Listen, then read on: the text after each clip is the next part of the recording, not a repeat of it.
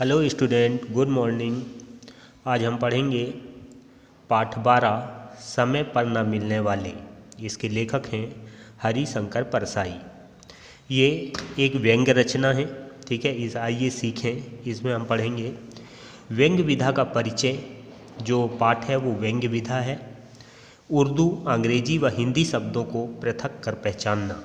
ठीक है, इस पाठ में हम ये सीखेंगे कि व्यंग्य विधा क्या है, इससे परिचित होंगे, परिचय है। और इस पाठ में आने वाली उर्दू, अंग्रेजी व हिंदी शब्दों को पृथक कर पहचानना है। तो हरिशंकर परसाई द्वारा लिखी जो रचना है समय पर ना मिलने वाले, शुरू करते हैं। आदमी तीन तरह के होते हैं। पहला है समय पर न मिलने वाले, दूसरा है समय पर किसी के घर न जाने वाले, और तीसरा है ना समय पर घर मिलने वाले और ना समय पर किसी के घर जाने वाले। लेखक यहाँ हरिशंकर परसाई बताते हैं कि इस तरह से आदमी तीन तरह के होते हैं। आदमी के इन्होंने तीन प्रकार बताया है, और वो है, एक पहले तो होते हैं जो समय पर अपने घर पर नहीं मिलते।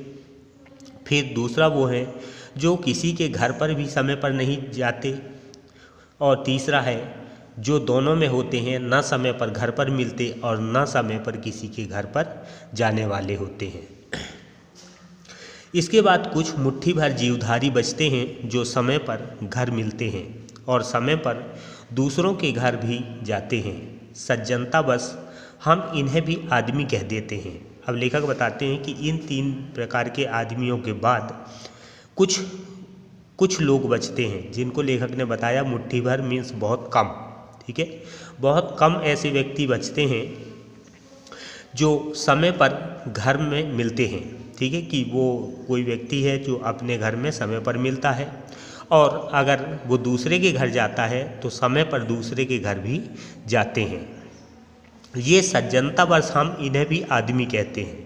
ठीक है, ये हमारी मानवता है, मानव है, सज्जनता है कि हम इनको भी आदमी कहते हैं। ये असल में टाइम पीस है।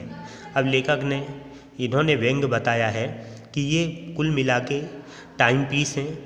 ये घर में रहेंगे तो टाइम पीस देखते रहेंगे, और बाहर होंगे तो हाथ घड़ी देखते रहेंगे। ठीक है, अब लेखक यहाँ बताते हैं कि टाइम पीस क्या है।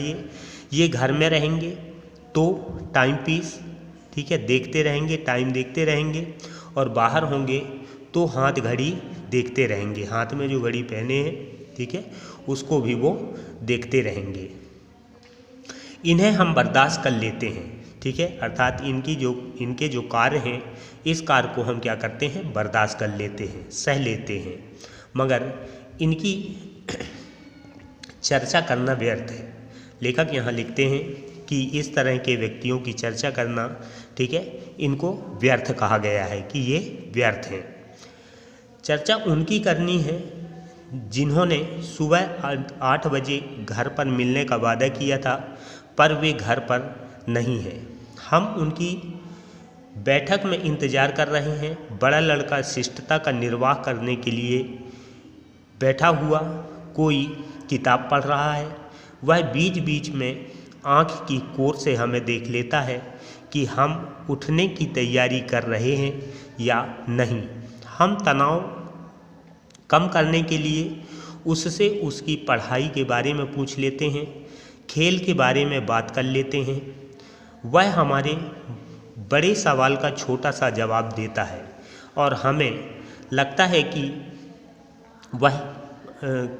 कि हम बच्चे हैं और किसी बुजुर्ग के सामने बचकनी बक बक कर रहे हैं।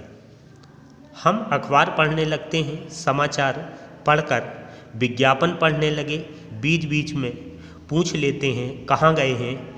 वह जवाब देता है पता नहीं। ठीक है, अब इसमें लेखक ये बताते हैं, पहले तो इन्होंने बताया कि इस तरह टाइम पीस जो है उनके बारे में चर्चा करना व्यर्थ है।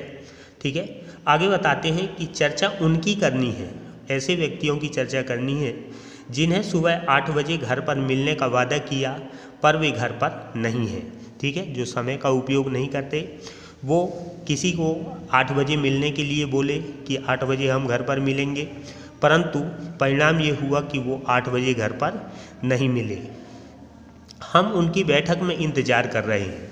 लेखक बताते हैं कि हम उनके पास चले गए, उनका इंतज़ार करने लगे, उनके घर में जाके बैठक रूम में वहाँ इंतज़ार कर रहे हैं। बड़ा लड़का अपना शिष्टता का निर्वाह के लिए हमारे पास बैठा हुआ है।